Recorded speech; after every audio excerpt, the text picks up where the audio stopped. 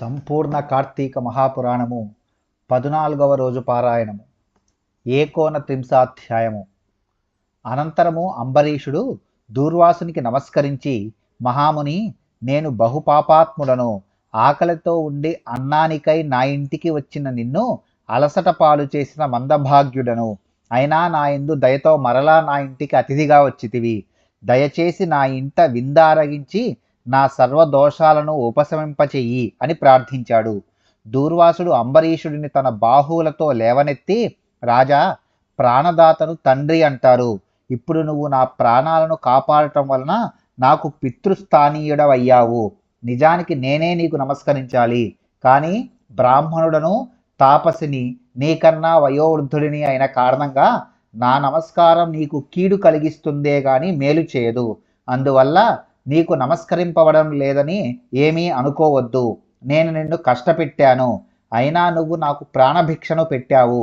నీ వంటి ధర్మాత్మునితో కలిసి భోజనము చేయడం మహద్భాగ్యము అని చెప్పి అతని ఆతిథ్యాన్ని స్వీకరించి విష్ణు భక్తుల మహాత్య ప్రకటనార్థం పరీక్షకునిగా వచ్చిన దూర్వాసుడు ఆ సత్కార్యం పూర్తి కావడంతో తన ఆశ్రమానికి తరలి వెళ్ళిపోయాడు.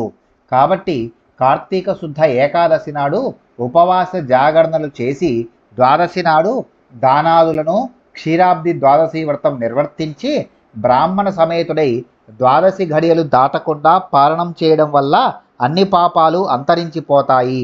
ఈ పుణ్యగాథను చదివినా, చదివించినా, రాసినా, వినినా కూడా ఇహంలో సర్వసౌఖ్యాలను పొంది పరంలో ఉత్తమ పదాన్ని పొందుతారు. ఏకోన త్రింశోధ్యాయ సమాప్త. 29వ అధ్యాయము సమాప్తము. త్రింశాధ్యాయము. పూర్వోక్త విధముగా సూతుడు వినిపించిన కార్తీక మహాత్యాన్ని విని శౌనకాది ఋషులు మహాభాగ కలియుగ కల్మషగతులు, రాగాది పాసయుక్త సంసారగ్రస్తులు అయిన సామాన్యులకి సునాయాసంగా లభించే పుణ్యమేది? అన్ని ధర్మాల్లోనూ అధికమైనదేది? దేవతలందరిలోకి దేవాది దేవుడెవరు? దేనివల్ల మోక్షం కలుగుతుంది? మోహము దేని వలన నశిస్తుంది? జరా మృత్యు పీడితులు, జడమతులు, మందులు అయిన ఈ కలికాలపు ప్రజలు తేలిగ్గా తెములుకుపోయే తెరువేమిటి అని అడిగారు. అందుమీదట సూతుడిలా చెప్పసాగాడు.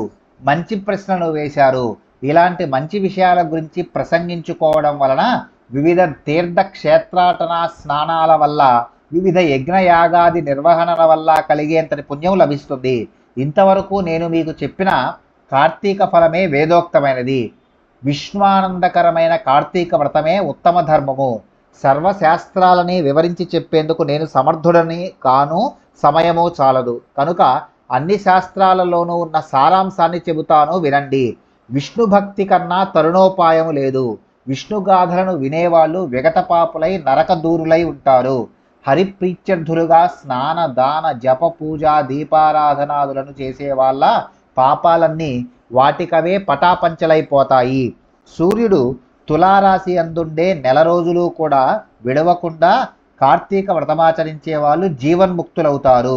కార్తీక వ్రతము చేయని వాళ్ళు కుల, మత, వయో, లింగభేదరహితముగా అంధతామిశ్రము అనే నరకాన్ని పొందుతారు. కార్తీకములో కావేరీ నదీ స్నానము చేసిన వాళ్ళు దేవతలచే కీర్తించబడుదురు, విష్ణులోకాన్ని చేరుదురు.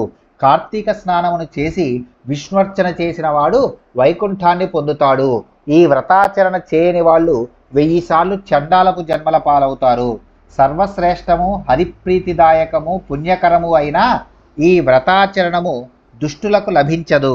సూర్యుడు తులారాశిలో ఉండగా కార్తీక స్నాన, దాన, జప, పూజాదులు చేసేవాళ్ళు సర్వదుఃఖ విముక్తులై మోక్షమును పొందుతారు.